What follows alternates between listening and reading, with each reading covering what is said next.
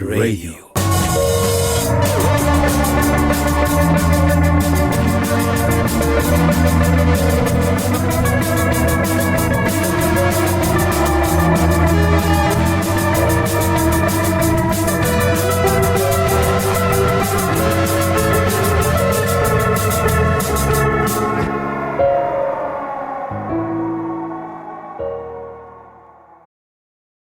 I think it's actually just the German media hasn't shown enough decent will. So there's no decent reporting on the whole incident. Like they just don't have the political will to just actually have or basic journalist ethics to look at what truthfully happened. And you see this pattern again and again. You can listen to Iris Heffet's interview, and you can see the German media don't actually even investigate at the most basic level the truth of what actually is happening, and they repeat stock lies or they cut and paste things from Israeli aligned interest groups. So it's just I blame the poverty of German journalism, if anything. That's a really great point. So I would like to get back to it, but to start from the beginnings. Okay. So first of all, thank you for accepting our invitation. And just for our listeners who might not be entirely familiarized with your work, or like you mentioned, familiarized via the distorted lens of German or sloppy journalism in general, could you please give us an introduction of yourself, your art, and your activism? My name is Hamja Ahsan. I am an artist, curator, and activist based in London, England. I was selected for the German mega international exhibition called Documenta in 2022 as one of the few British artists. My artwork was about halal fried chicken. I've been eating halal fried chicken since I was a child, and I've developed it into an art practice. Even as part of my research, I went to the German halal fried chicken chains in Nocholin and Wedding. As part of my research, I went to Risa Fried Chicken, which many of the Documenta staff told me about. And I developed them into a series of fictional fried chicken chains around the city. So a lot of my fried chicken chains were named after sort of decolonial history or Islamic history. And it was in line with the city is actually very visibly Muslim, the city of Kassel, where Documenta is held every 5 years. And eating at many of the fast food chains and sort of blending the artwork into that structure. I am also an activist, but that is sometimes separate from what I do in artwork. My artwork is generally quite humorous. Parody. I'm most well known for a book called Shy Radicals, The Anti-Systemic Politics of the Militant Introvert, which is about a revolutionary party for shy people, like the Black Panthers for shy people, and is a sort of parody of emancipatory movements.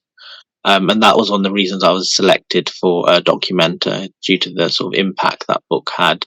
I've also been involved in activism since the 2000s, since the Iraq War, which had a major impact on British cultural life, including some of the racism that increased in that period. So I've been involved in anti-war activism, Palestine solidarity, also wider social justice movements against police violence, deaths in custody, and various forms of injustice. Some of the events that I've been doing in London have also touched upon some of the injustices in Germany. So recently in London, I did an event about the Kilani family. Ramus Kilani's very active, eloquent voice. But we did a screening of the film about his family, who were German citizens from Palestine, who were unjustly killed in a possible war crime. And all the children were killed, and there'd been no investigation or support from their country of citizenship, as if some Germans are less equal than others. and we hosted Draw Day in P21 Gallery in London, which is a Palestinian-run gallery. Also, the AFD are coming to London, so I'm organising against them. The AFD have been causing a lot of problems against artists. They seem to hate artistic freedom. They seem to hate black artists. Since Documenta 14, the AFD have been were attacking a Nigerian artist called Oluwagubi, who did a big pro-refugee monument, and they use terms that were reminiscent of terms like degenerate art from the Nazi era, and they also issued statements against me. They said that the reason they didn't like Documenta was because there were too many people with Muslim names. This is what this character Frank Grubb from the local Hesse Parliament said. And so I'm involved in all these various campaigns against fascism as well. I used to run a festival called DIY Cultures in London for 5 years, which was a zine and creative activism festival. And I was also very active in campaigns to close Guantanamo Bay and speaking against anti-Muslim racism. Across media and various platforms. I actually organised a panel discussion on Islamophobia at Documenta, which was due to place in 11th of September 2022. This was just cancelled, which was very disheartening, of course, because Islamophobia is a very pertinent problem. It's what the AFD is building on the back of, and also some of the centre parties are also building off the back of.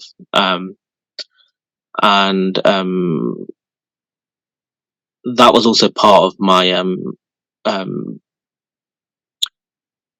Documenta project. I did the 14 fictional fried chicken chains. Like, one was called Fanon Fried Chicken, fast food for the wretched of the earth. And there were other fried chicken chains named after periods of like Ottoman history that were humorous. And as part of that, also look at fried chicken in terms of how it operates in terms of race and class and interactions. So I did 2 public symposiums. The first one took place was called People's Chicken, and it was about the role fried chicken could play in fighting fascism. Because actually the centre of British fascism in the 1930s, which was in Durham in England, has now been turned into a fried chicken shop. So it sells pizzas, doner kebabs and fried chicken, which I found quite humorous. Also during the 1990s, during the genocide in Bosnia against the Muslims, fried chicken's change was where many of the people would meet for like aid work or to help people against the genocide committed by the Serbs. And so I explore fried chicken and its meaning. It's sort of known as a thing within sort of London subculture. Like, it's sort of almost a code for like black and brown working class presence. And around the city of Kassel, there was some of my favourite fried chicken shops where, you know, many of this sort of demographic would gather. And so, yeah, the first symposium I did was called People's Chicken, and it was with the Jerusalem artist Ori Asheri. There were many lies said against Documenta, one of which was that no Israeli Jewish artists were invited, and I personally invited 2, one of them being Ori Asheri, my friend in London. She's very active for Palestinian rights and collaborates with Larissa Sansor, a Palestinian artist. I also invited some local artists like Shashti from Indonesia, and some of the other filmmakers and designers involved in the project, including Esther Poppe, who was from the Documenta education team. And so that first symposium went ahead, and I spoke. But it was a very frightening time, the whole of Documenta. It was very terrifying and traumatizing. Several of the artists were attacked in the streets. There was an artist collective called Party Office, and they were attacked in the street by a white gang. Very traumatizing and terrifying for all of them. I spoke to them directly after the attack. You know, they claimed that they were spat at, and there was these forms of sort of terror. Like some of us were even attacked in our exhibition spaces. So there was another Afro-Caribbean art collective called Ghetto Biennale from Haiti. They were attacked in their exhibition spaces. They also treat racism from the staff. Even in my own case, before the exhibition opened, our exhibition venue was vandalized and broken into, and it's what is now a criminal offence. So I shared my exhibition venue with a collective from Gaza called El Tika, and there was another collective called Question of Funding run by someone called Yazan Khalil, a Palestinian artist and curator, and generally brilliant person. And the venue was broken into before anything had even happened, and they vandalized it with a name Peralta, who's a well-known neo-Nazi influencer who did a training in Germany. And they also spray painted 187, which is often a code for murder, in a street. So that was very frightening. What would happen? Like there's a academic who looked at all the media running up to Documenta, called Florian Kramer, and he realized that we'd all been declared guilty before anything had happened. So that was what happened at Documenta, and I'm still recovering from it, and I still haven't. Yeah. Yeah, just as a very short follow-up, because some people outside of the art scene might not be entirely familiar with Documenta, so it's a very prestigious exhibition, but can you describe it a bit and talk about your interactions with the organizational committee and how you're planning to participate in this edition? Okay. So Documenta is considered, like, I guess, the Olympics of the art. It's considered the most prestigious exhibition in contemporary art, and it takes place in the city of Kassel in central Germany every 5 years since the year 1955. And usually sets trends for all around the world. So everyone visits, every arts institution visits from everywhere from Indonesia to Australia.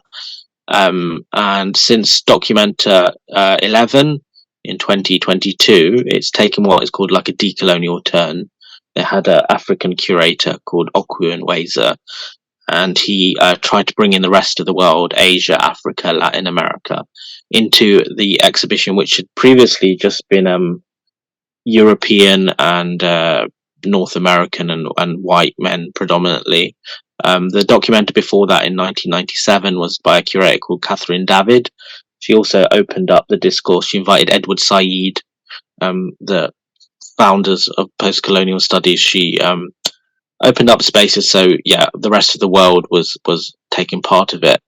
And the last Documenta took place in 2022. There was a lot of media aggression and hostility towards it. It was curated by a collective from Indonesia.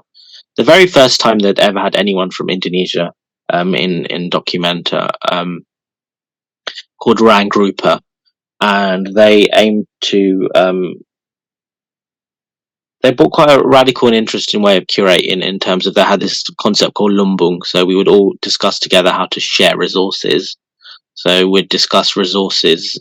We'd get given a pot of collective money, and we discussed how to, like, whether we want to build a printing press together or other activities. It received a horrific level of media hostility, which was very similar to the other forms of media hostility we witnessed before in Germany against sort of arts and cultural practitioners in alliance with Palestine. So it's a very familiar pattern, but it was done on hyperdrive at the Documenta festival. It takes place for 100 days. The next Documenta, if it takes place, will be in 2027. So each edition of Documenta can be discussed for like decades.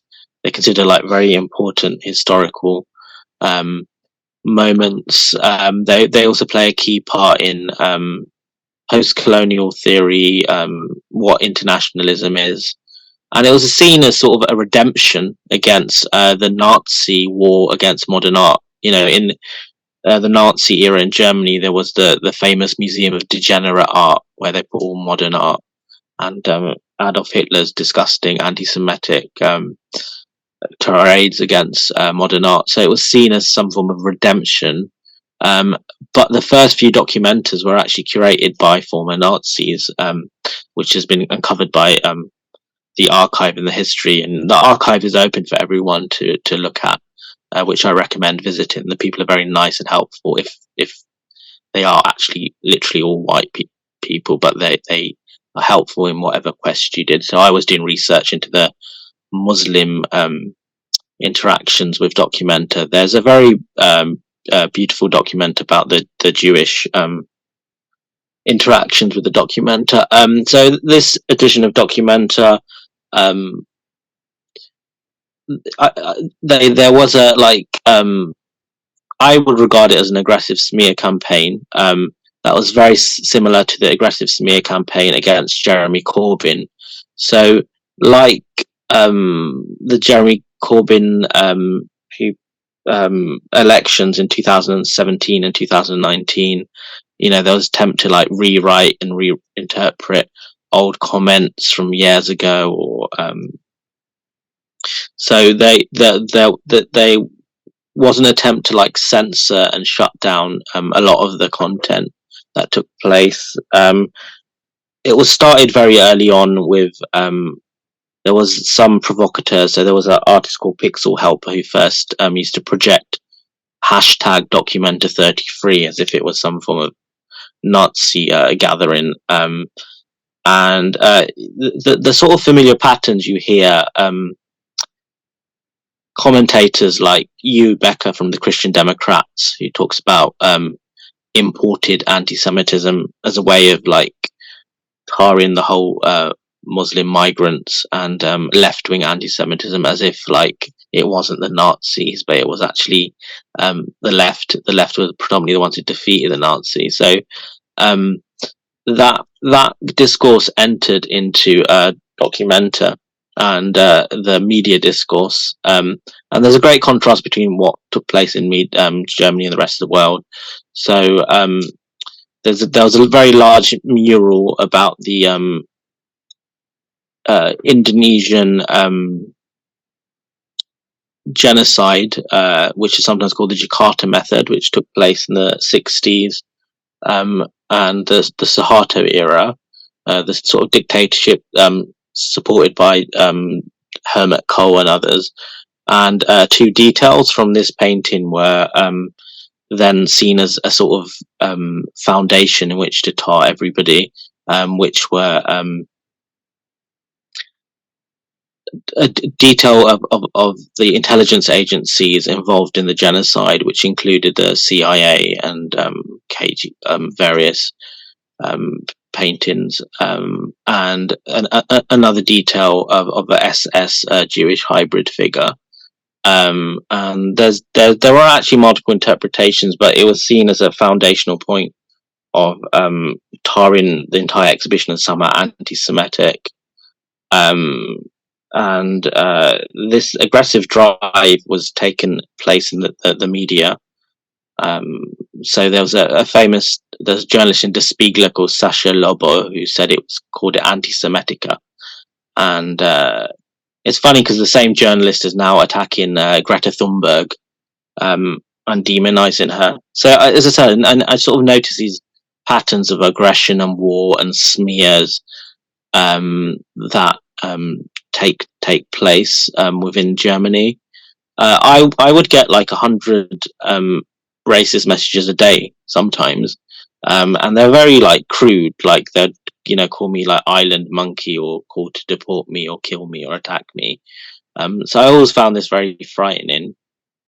And yeah, as you mentioned, this is basically a silencing of anti-war voices, of leftist voices, of pro-Palestine voices, so many voices. But and this is also part of the Nazi playbook to a big degree. It's also, albeit a bit indirectly, a very ableist attack, right? Because by I'm encompassing more movements under ableism more largely, because there aren't that many festivals that highlight the struggle of neurodivergent people and other people, which we only in recent years have been managing to discuss and sympathize with the struggles of and listen to their voices, right? Yes. I think of all the documenters, this documenta was actually the most redemptive of the Nazi era. And I say that for lots of reasons. As I said, the neurodiversity was a big theme. There was a collective called Project Artworks, who I work with, who featured artists with various forms of neurodiversity, from autism and dyspraxia. And there were also something called the Roma MoMA, so the Roma people, and all the sort of art that came out of their period, but and also in the very structure of it. So it wasn't around this idea of the one great soul genius who's like the elite. It was also always about sharing resources, and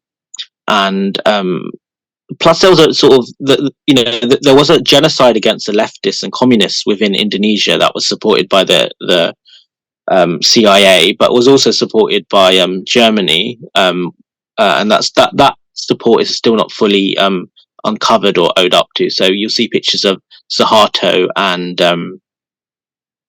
Hermit Cole together, fishing together. But also the military and the arms and the training was also provided by Germany at the time, or West Germany. And so Tarin Padin, who had her big retrospective, were they're like a communist collective, anti-fascist, anti-militarist painters. And in the heart of this big painting, which has been smeared, what was a big anti-Nazi singer. So right in the middle, you'll see a singer, and he'll have a crossed-out Nazi logo. And so you'll see a lot of the sort of propaganda was quite hollow. And I haven't taken the sort of capitulated or cowardly party line on this 20-year-old painting. There were further complaints which proved to be utter nonsense. So in Tarin Padin's case, there was a big picture of Suharto as a pig, the dictator who's from a Muslim background, and that there were commentators who claimed that was anti-Semitic. It's obviously like a picture of a Muslim; it's not a picture of a like Jewish person. Then there was a further painting where another picture of a man in an Indonesian Muslim cat, prayer cat, was mistaken for a Jewish person, and again projected onto the painting. There was also just outrageous things. So there was an Algerian women's collective, and they had a digital archive that included pictures of a handler. In Handler from Naj Al Ali, who many must know as a little boy with his back turned, who's a symbol of Palestinian steadfastness, there's an attempt to ban his cartoons. And build this sort of salacious media smear against it, which banning handlers sort of ridiculous. There was also like a Syrian graphic designer and illustrator who'd done drawings of Israeli soldiers abusing Palestinians, and they were the attempt to ban them. The collective from Gaza are the ones that should deserve the most attention right now, because their studios have been bombed. Their gallery was bombed in the current genocide. And I'm in touch with one of them, and the house and studio has just been bombed, so they're homeless. So I have no idea if they're alive or under the rubble or anything. But there's not any form of concern from the institution itself. There's a lot of care from some of the other art collectives. There's a hashtag Lumbung continues, which shows up like ongoing activity. And one of the artists, he had a painting called Gaza Guernica, and Guernica is the most common anti-war metaphor there is. And there was an attempt to prosecute him for this, and I call it anti-Semitic, and it's ridiculous because if you go to Guernica itself in the Basque County, they just did a big pro-Palestine demo in the flag comparing Guernica bombing itself, the actual descendants and victims and region which was bombed, and then you take a great Spanish politician like Ion Valera, and you'll see that that's her Twitter background too. So what the sort of trauma of Documenta hasn't really ended, and I see every single day a new person being attacked in Germany or being censored or shut down. Just this week there was a British resident artist, and she had her she just had Free Palestine badge or something, and yeah, had attempt to like take her out of an exhibition. There's just cases every single day which are sort of nonsensical. I just saw it during the World Cup as well, or post Documenta trauma.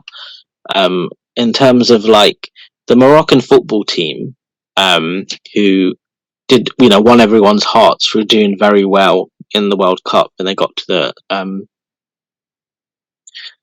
semi-final. In the German press, they said that they were anti-Semitic. That this is in the German Taz, so like in the Green liberal press, and because they often held Palestinian flags in solidarity during the World Cup, or in the German press in Welt, they compared them to ISIS as well. So it's sort of like you just see the same ridiculous patterns, and it just reveals what Germany is to the international stage. Right now, there's even an international strike which you can see called Strike Germany, which has been really doing the rounds on like social media. So very high profile people, they say, to strike, to boycott Germany because of its new McCarthyism, and its sort of Islamophobia, and its inability to protect artistic freedom. And people who've signed up to that include Judith Butler, the famous Jewish critical theorist, and even the previous curators of Documenta, Catherine David from Documenta 10 has signed up to this too, which is quite damning. And thousands of others have signed up to it. You can also sign up to it yourself, and I'd recommend it. So there's a number of like very active civil society, artist-led campaigns, and they've been successful. So we just pushed back the Christian Democrats' attempt to have the IHR definition of anti-Semitism and a sort of prerequisite to almost pledge some sort of loyalty to Israel before one can exhibit as an artist, and we pushed back against that and sort of won. And there are also other campaigns going. So there's another campaign going called Stand with Documenta, and you can find that, say, at hashtag Stand with Documenta. That takes a less ambitious line, so that's preserving like artistic freedom as a constitutional right. So there's no political interference.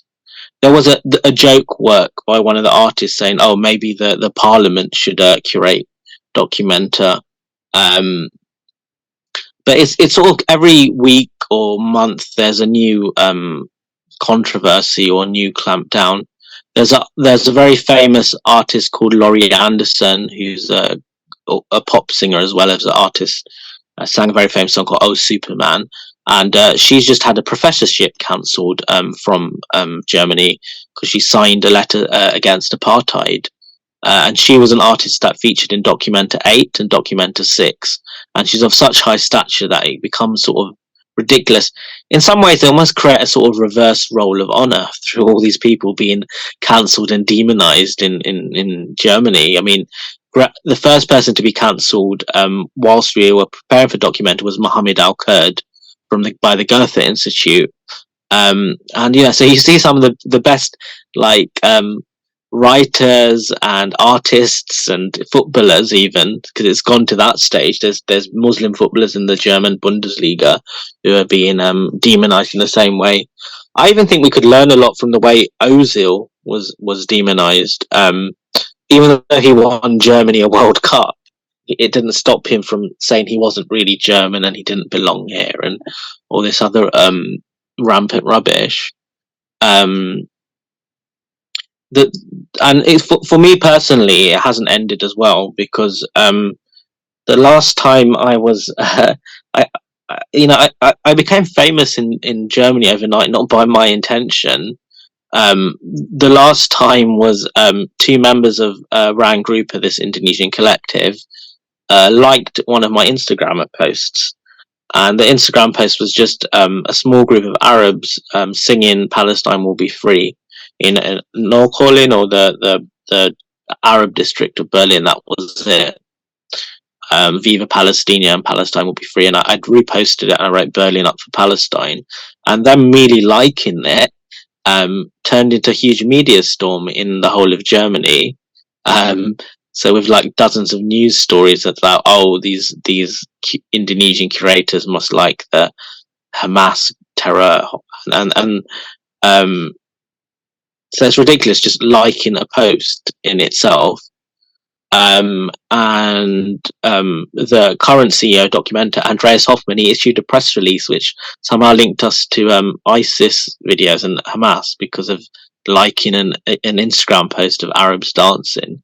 So the level of sort of institutional racism is sort of ridiculous. And then this Instagram account which I ran called Real Documenta, which covered racism in Germany, post-colonial theory, also Palestine solidarity, police violence, and also just the joy and afterlife of the artists and what they were doing now. The Documenta CEO legally threatened me and had that account closed down and suspended, and I'm still in the process of appealing to Instagram to get it back. He makes a sort of pretext claim that it somehow violates Documenta copyright, which is to me like nonsense, because there's like 20 other accounts called Documenta this, Documenta that, and has the name Documenta in the title. It was just followed by quite a lot of influential people. Adam Brumberg used to be quite a fan of it. He previously covered, and other influential curators and voices. But it was just providing a counter narrative to the one in the German media. And I had another account called Stop Islamophobia Kassel, and I can't get access to this account anymore.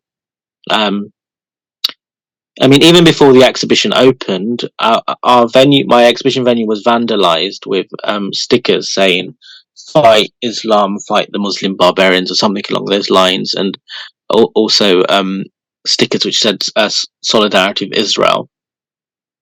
So it's likely to be like local anti-Deutsch groups. Yeah, so the whole thing hasn't ended. Another thing that happened in August, so on the day of my event, which I just mentioned, People's Chicken, there was a local FDP politician called Stefan Nass, and he just posted about me 3 times on social media. One of them was a tweet with my mouth zipped up on the day of my event. I was already feeling scared and intimidated because of the attacks on the other artists, but so this saw like a sort of catalyst of like hundreds of like dozens of like racist threatening messages towards me. And previously he was lead speaker at these all white pro-Israel rallies that used to take place outside our exhibition venues in the streets, and I think this was done with local anti-Deutsch groups. There was also a counter protest to his protest. It was from like Jewish Voice for Peace German branch, and people in solidarity with anti-racist groups, and I found those street rallies very intimidating and frightening. I also thought my guests who I was inviting would possibly be scared by these things, so I did complain about this guy to the Documenta management, but sort of nothing was really done. And then on the day of my event, I noticed just how many people were they were sending me these like racist cartoons, and there were also disturbing imagery, like people with like Crusader knights and imagery you'd associate with like the far right. So due to all the previous attacks and the threats, I wasn't I sort of anyway I replied back to him, and yeah, so he's criminalized some of these tweet replies as insult or sedition. One of the things I called him was a apartheid lackey, you know, in references to Israel's apartheid state, which is pretty much the human rights consensus from Amnesty International to Israeli NGO B'Tselem, and he's tried to criminalize that as a sort of criminal offense. And so the what happened at Documenta sort of dragged on. So I received a letter from Germany in Christmas 2022, saying I was under criminal investigation from the state of Hesse, which is the federal state which Documenta belongs to, and two Facebook posts which I had written whilst living in London, England, were put under this investigation. Two of these Facebook posts I'd written, I was just living in London, England. I was just reading the news late at night in my house, and there was a news story about Boris Johnson, the British Prime Minister, meeting Chancellor Olaf Scholz. And what I did is I just shared the news story, and I commented on top of it, "two pigs," which is what I would refer to any corrupt politician. I guess it's part of British critical tradition from George Orwell's Animal Farm up until the sort of terms like gammon today. And anyway, that one comment, which was a comment on the British Daily Telegraph on my personal Facebook, and another comment where I share a news story from The Guardian, the British newspaper, centre-left newspaper, and it's a news story about Olaf Scholz remilitarization plans for Germany, spending like billions on like remilitarizing, and as part of the anti-war movement, that's just something we object to. We think that money should be spent on hospitals and education and social welfare rather than remilitarization. So I shared this news story, and I said I was glad that Olaf Scholz didn't come to our exhibition, because he was every Documenta, the Chancellor of Germany, comes to Documenta. So Angela Merkel came, but he made a point of not going just because of the images in this Tarry and Paddy People's Justice mural. Yeah, we'll resume the question of the trial in a moment. Just want to take the occasion to mention that all of the links you told us about, the petitions and the info, is in the episode description, so our listeners can find them there, and we encourage them to join. So yeah, we're on the subject of the trial. Feel free to continue telling us what you think is important. When I was at Documenta, it was like every one of my little moves was being monitored. Like, so the very first thing that happened was my personal Instagram account was hacked into, and then every little thing or comment or like or everything was just monitored. And I said jokingly to one of the staff, "It's like I'm a criminal. It's like I'm a criminal. It's like I'm a walking suspect or something like that."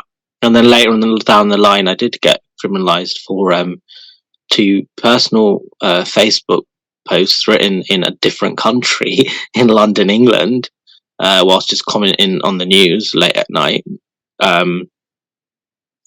And yeah, the state of Hesse has given me a criminal investigation letter for these two Facebook comments, and then it's also that was used as grounds for banning the second half of my public program. Or it was more the case that Build and the Axel Springer press, which had created such a sort of stir and sensation and in the usual way they do, that they decided to like take that out of the program, and there were even plans from the GmbH, which is like members of the SPD and the Green Party, which have a stake in the institution of Documenta. They even wanted to disinvite me and ban my entire exhibition about fried chicken. And there was some political football around that. So the AfD said I insulted all the German citizens and did a big public statement about it. And Uwe Becker from the CDU said I should be like never given a public platform again in Germany and all the press. And yeah, then it does become a form of a formal criminal case, which to me seems, even from a British perspective, seems just like, I don't know, surreal or ridiculous or Kafkaesque. So I wake up one morning,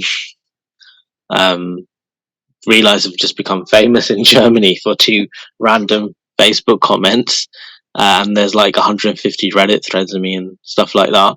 And yeah, then I received several other letters from the court. I was first represented by the lawyer Nadia Samor, who many of you may know from the recent Al Jazeera documentary, and the institution European Legal Support Centre, ELSC, helped me find her and provide support. Sadly, she had to leave my case because of maternity leave. And yeah, then they've given me this court order of sedition, or a very long German word beginning with V, which literally translates as sedition on deeply in Google Translate and things like that. But I've been informed by other activists, mean some sort of rabble rousing or something like that. And the tweet exchange between me and the FDP politician who wanted me silenced or banned or whatever, or was very negative about Documenta, and very intimidating with these street rallies. Were also criminalised, and they pick up other phrases. So they pick up this phrase "apartheid lackey," and quite frankly, like a lot of German politicians could probably fall under that phrase, given the German consensus on Palestine is somehow out of sync with the rest of the progressive world, and yeah, so I was due for trial on the 8th of January 2024, so well over a year later from these Facebook comments and tweets, primarily written in another country, and then there's a new judge on the case, so it's been delayed and postponed, and we're still we don't know which date that will be, and I don't know when the date will be dropped. So that's where we're at. And in the meanwhile, I had another legal threat issued against me by the institution and CEO, which against my Instagram account, Real Documenta, using British law. So even though I've left Germany, I left Germany literally in August, mid-August 2022. Right after the Build attack, I got so flooded with like violent threats and like coordinating hateful online abuse, and also people were taking pictures of my art and telling me to like burn my art and stuff like that. Also in the German media, they also had this smear campaign where they got my comical parody fried chicken and put all sorts of strange interpretations, to say the least.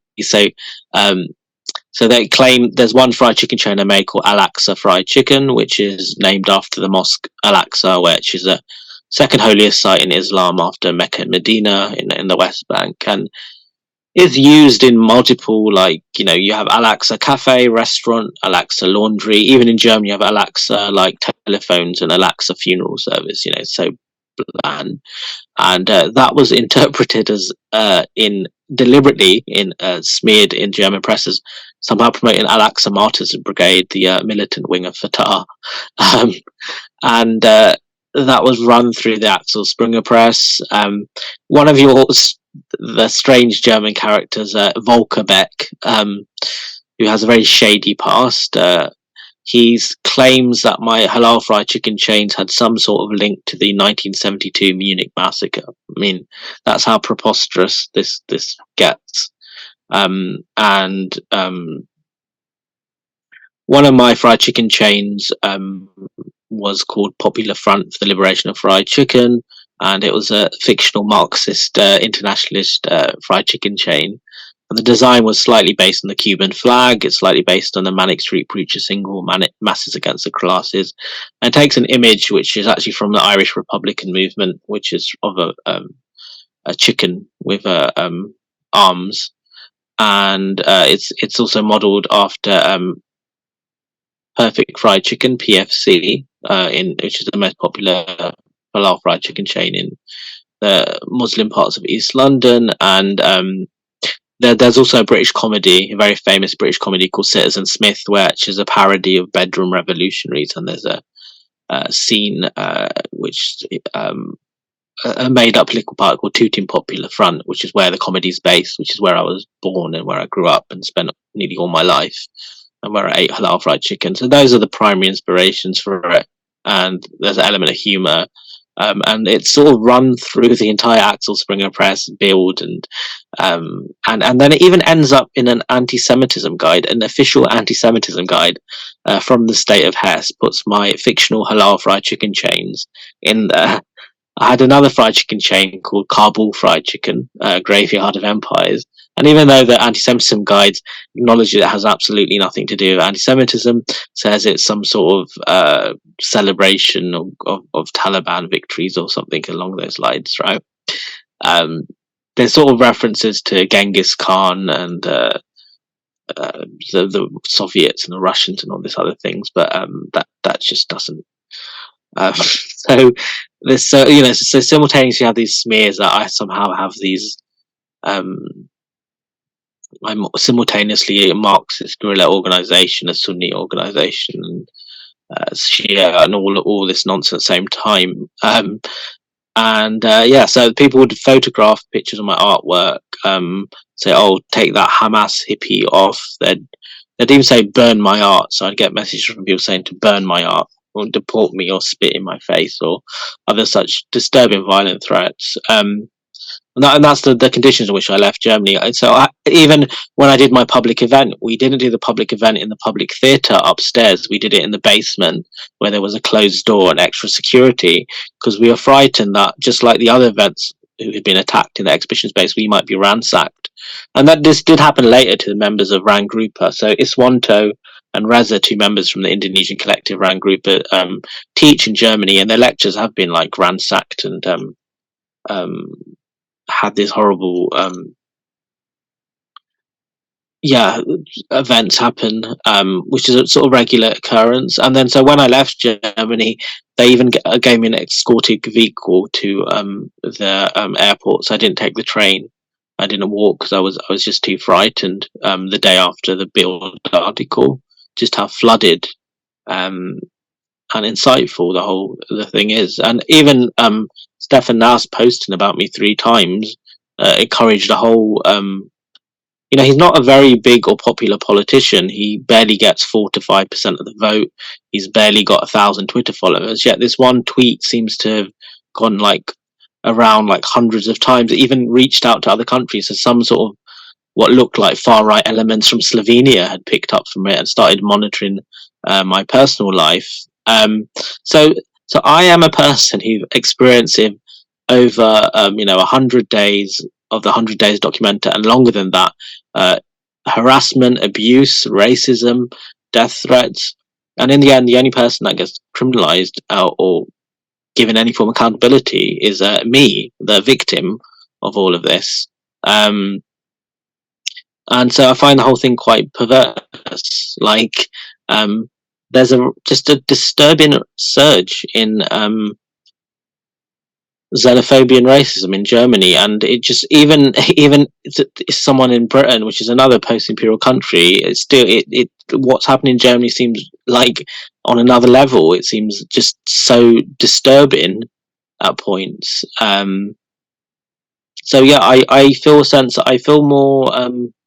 I feel very scared. I mean, I even feel scared to return back to Germany. I see the way the police have handled some of the protests, especially around New Year's Eve, when it looked like almost like a military occupation or a checkpoints in the Arab district.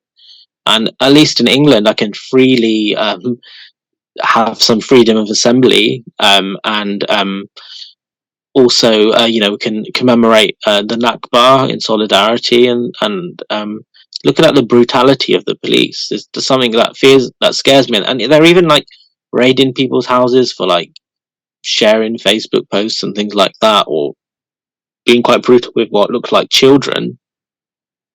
So yeah, I feel very frightened of the German state, and I also feel frightened about all these very threatening groups from the anti-Deutsch, who yeah seemed obsessed with me at some point. There were even some of them employed within the staff network in Documenta, because Kassel, the city of Documenta, is a bit of a anti-Deutsch stronghold.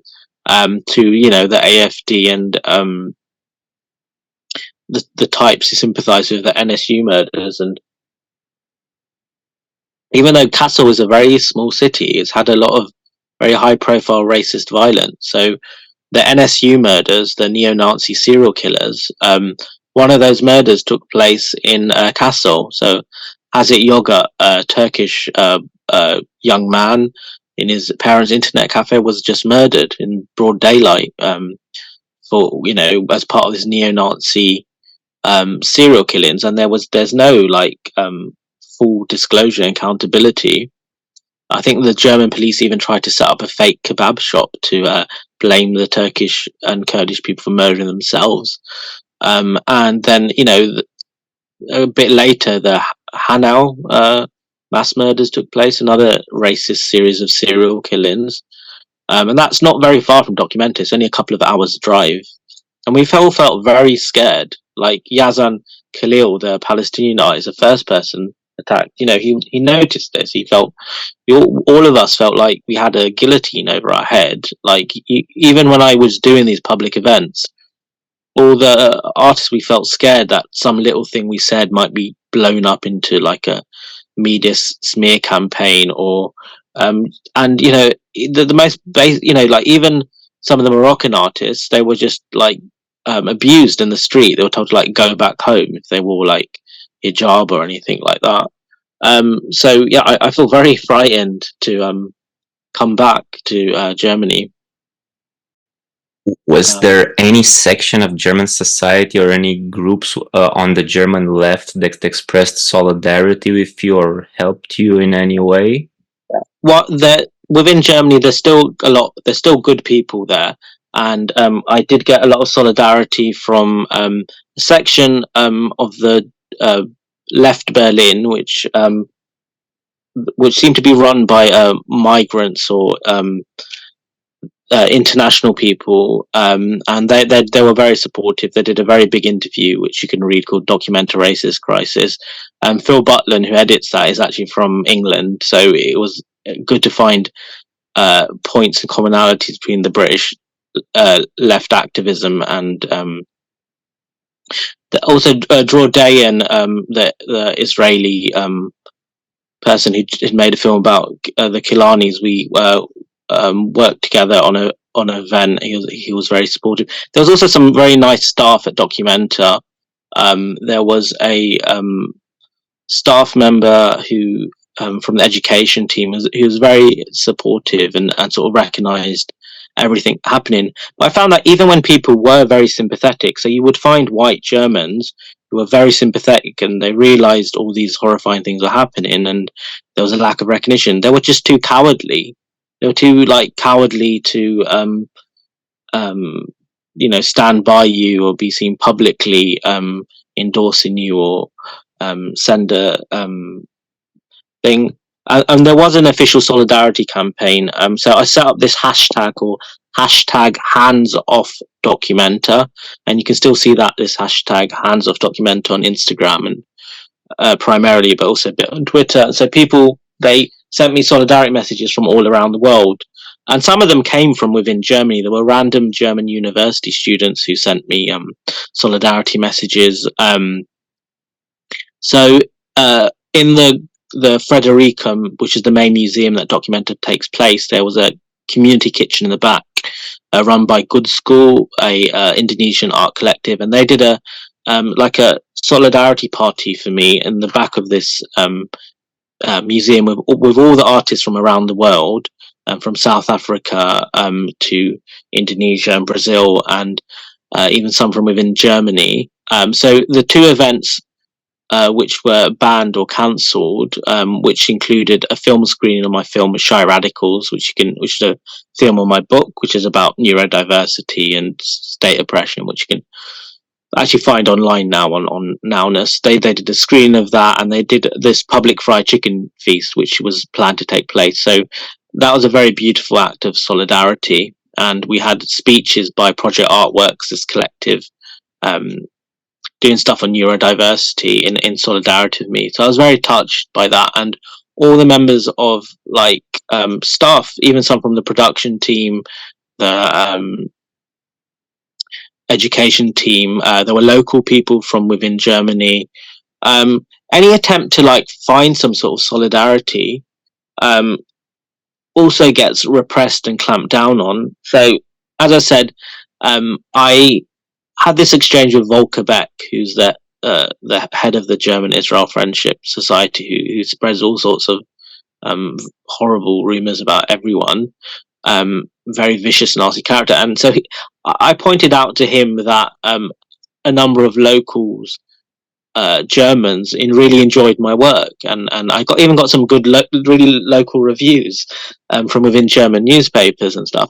And then his reply to that was, well, some local neo-Nazis helped on the Munich massacre in 1972, which shows his level of sort of ridiculousness in terms of stigmatization.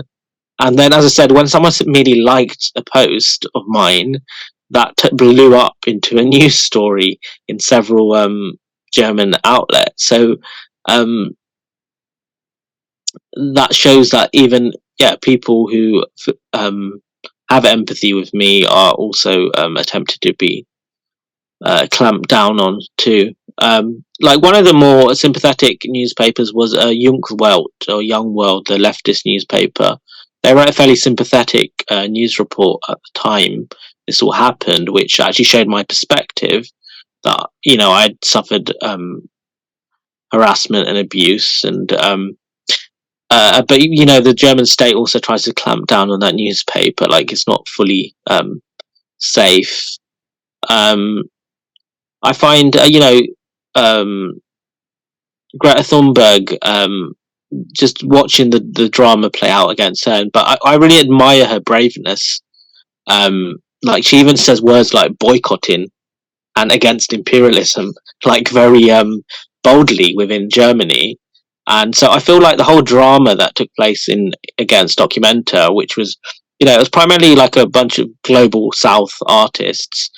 And then you see Germany's intervention against a genocide case at the international, the ICJ South Africa case. And then the people who align with South Africa. And then you sometimes see these sort of politics that played out with Documenta, with this hostility towards us as non-white people and global South people and post-colonial people play out again in other forums, such as within this ICJ case. I find when I'm meeting people all the time, though, every day, who tell me they experienced the same thing within Germany. Just yesterday, I got in touch with an artist called Daniela Ortiz, and she had been attacked by Volker Beck and Meron Mendel and all these characters. She's a Peruvian artist who's very anti-imperialist. is always in solidarity with Palestine. She even did a beautiful painting series in solidarity with the Palestine artists. And it was also part of the Lumbung principle, so this curatorial concept that we would all sort of have each other's back. So all the other British artists did solidarity signs for me, and many of the artists involved at the fried chicken feast, and that sort of feeling continues today. You know, just on the weekend there was a big demonstration for Palestine in London, and I took signs out saying solidarity with Itika Gallery, the Gaza collective had just been bombed. So there's still this idea we have each other's back to some degree too. I become friends with all the other cases. So I met Adam Brumberg when I was in London. He was given a very beautiful lecture about his artwork on Palestine and trees, and in LCC, which is a college from my former university, University of London. And so we exchanged notes about our various criminalizations and repressions. I also show solidarity to every single case that is happening. Shawadul Alam, who you featured in a previous episode, he was had his entire biennial cancelled in Germany because of pro-Palestine Facebook posts. Like, so you see something which in my case has got a public program ban to it being extended to this wider thing. So recently we had him speak at an event called Viva Palestina in London, at a panel around repression and censorship, and that panel also featured a group called Resolve Collective, who also faced some institutional repression for Palestine sympathy, but fought it back very successfully.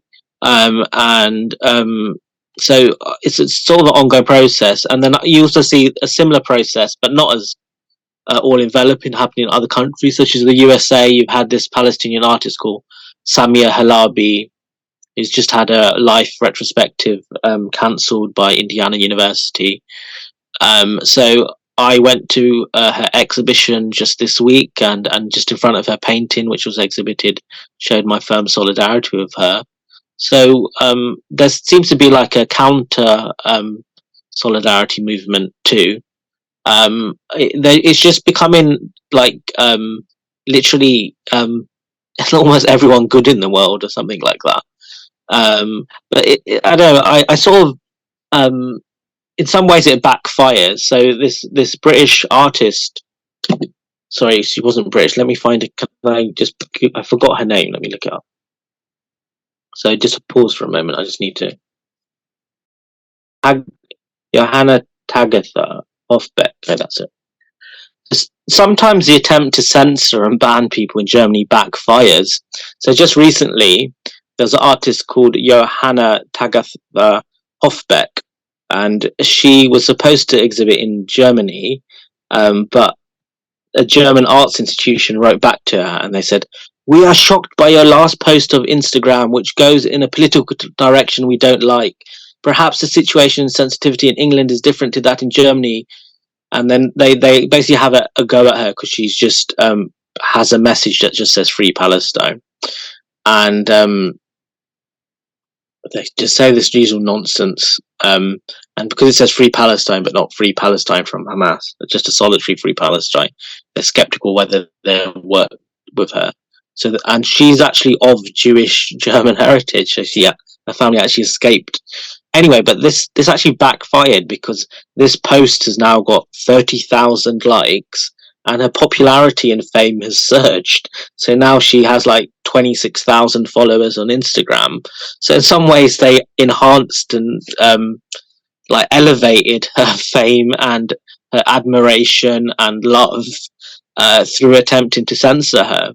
And I just see that as being the future, in that in some ways Germany is like committing suicide. Germany had some of the most brilliant, international open art forums, and it's committing suicide on all of these things. For what? To like show unconditional solidarity with an apartheid state. Like it's not good for Germans either.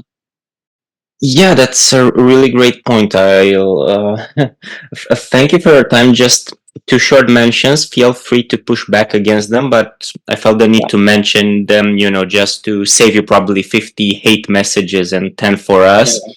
Uh, Ozil's case, of course, shows us the racism in German society, but just because people might take this out of context, we can separate very clearly from the racist backlash he faced yeah, and the condemnable, horrible pro Erdogan statements he made at one point. The two are not linked in any way, and his support for the Turkish regime is cannot be equated in any way with the other thing. Hope yeah. you agree in this point? If not, feel free to push back. Sorry, well, who are you talking about? Monsieur Özil, the football player. Oh, right. Ozil. Yeah. I understand you. Yeah. Yeah, and Yeah, the I other, get you. I don't agree with Ozil on everything at all. No, but absolutely, that doesn't justify any of the sort of um, hate against. But everyone's free to criticize Erdogan and the AKP party and whatever failings they have as a political institution, and um, that shouldn't be considered part of racism. And that goes for that's why we should be free to criticize Israel, because like we can criticize the far right government of Benjamin Netanyahu and Ben Gvir. That's not a commentary on like um, Jewish people as a whole, as much as they try to falsely equate the two. And we can criticize settler colonialism and apartheid regimes, and that doesn't equate to a form of racism.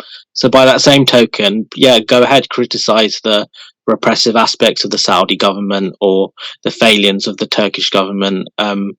These forms of civil critique is should be civil and constitutional rights. And yeah, so you can. That's fine. I don't. I if yeah if yeah, it was quite a minor thing in the whole thing. It's just I just noticed when you read Ozil's biography and you look at some of the journalists and media institutions in Germany which attacked him, you find the same people attack the Documenta artists, and then you find the same people attack Greta Thunberg. So I just noticed, like institutionally and structurally, it's just the same sort of problem. But I mean, with every single person, including myself, including Shahidul, I have my utmost solidarity with what happened to Shahidul Alam and the bad effect it will have on South Asian and global South photography. That same token, Shahidul and I have disagreed, over times over various narratives of South Asian history or um, other things. That's with any sort of friendship. But yeah, yeah, fully agree. And the exact same point would extend it also more as I mentioned, because probably our listeners are not aware, because the genocide of 65, 66 in Indonesia that you mentioned is often glorified by state propaganda. The purge of the leftist is seen as an essential act in the Cold War, and it's horrifying. So, of yeah, course, today you'll find clerics and imams who glorify this event while at the same time being pro-Palestine. There's no yeah, equation here. yeah. I feel very upset about the events of the Indonesian genocide against leftists. It should be noted that Vincent Bevins, who wrote the Jakarta Method, which is probably the best book on the Indonesian genocide, um, was also banned and cancelled in Germany. So he wasn't allowed to speak either. Um, and yeah, there hasn't been full reconciliation on the whole issue, and it was very damaging not just for Indonesia but the entire world. So if you go to Latin America, they use some of the same methods against the crackdown on leftist movements there. So Isabel Allende, the daughter of Salvador Allende, she has a in one of the novels, one of the characters says Jakarta is coming, as if to point to a form of like repression. But at a personal level, it very much upsets me because my entire political identity is a sort of hybrid and fusion and friendship between Muslim minority communities and the left. You know, like the Palestine solidarity movement in Britain, the Stop the War coalition, like that we were all like working together. Also, areas like Tower Hamlets, which have the most sort of left-wing MPs, have also been majority Muslim. So it's always been a sort of hybridity of the sort of drive towards like social and economic equality. So this episode of the Cold War, which still hasn't been reconciled within Indonesia. I still recommend every single person read the Jakarta Method as a book, and still some of its lessons are being can be applied for today. But I mean, it was never a period that is sort of it was very far from common knowledge what happened, you know. I think that book deserves to be read by everyone. I hoped in future to work with Vincent Bevan because he's now based in London, my home city. I mean, that's one. Sorry, the one thing I didn't mention, which I should mention. So let me wind back. So you can cut and edit whatever. But so the case against me in Germany, which has been very psychologically traumatizing for me.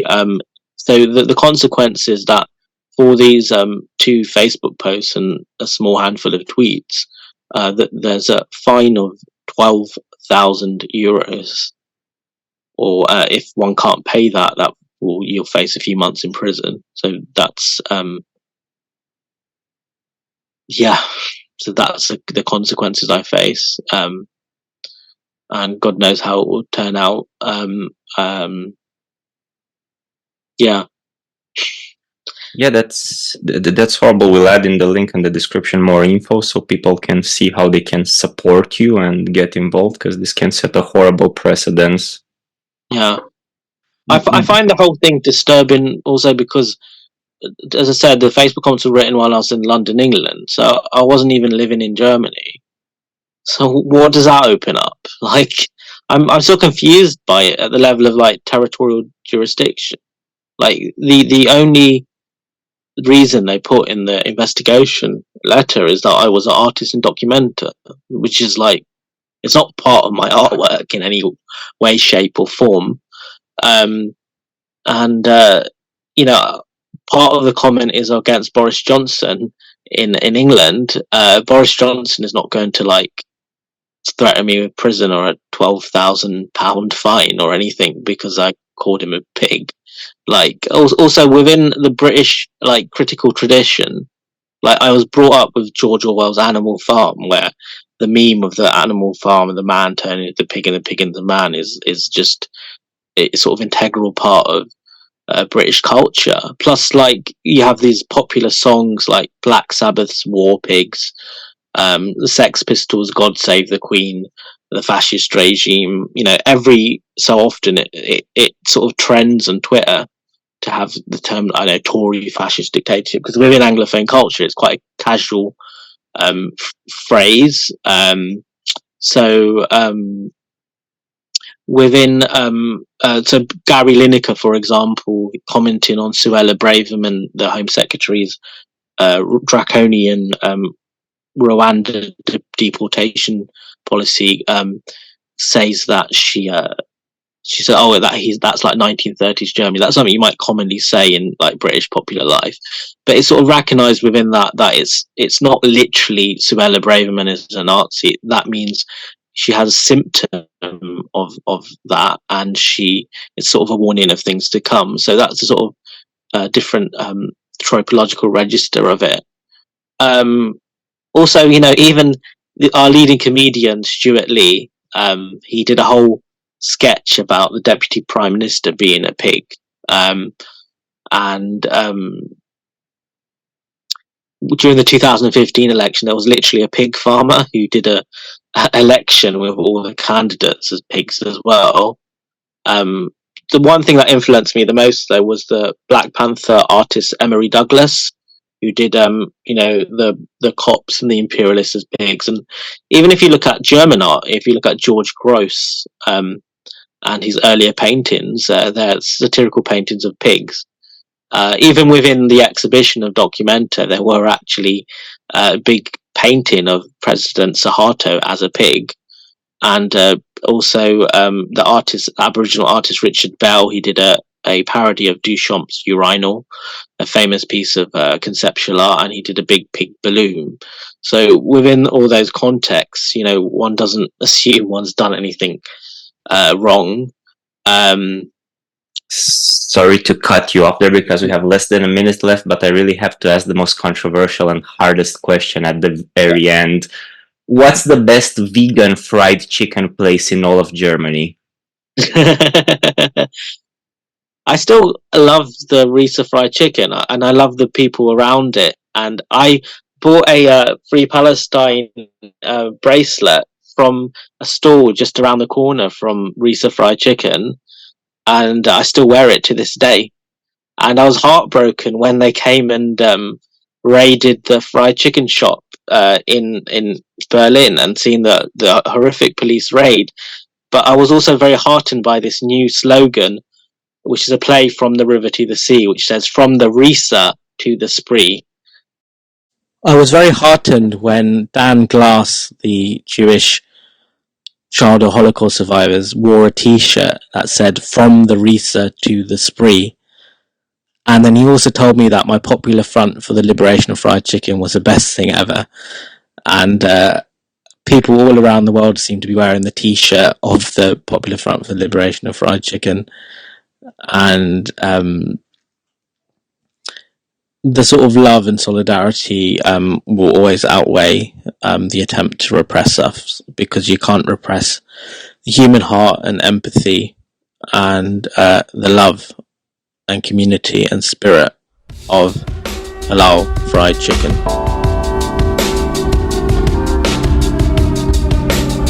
Unrest Radio.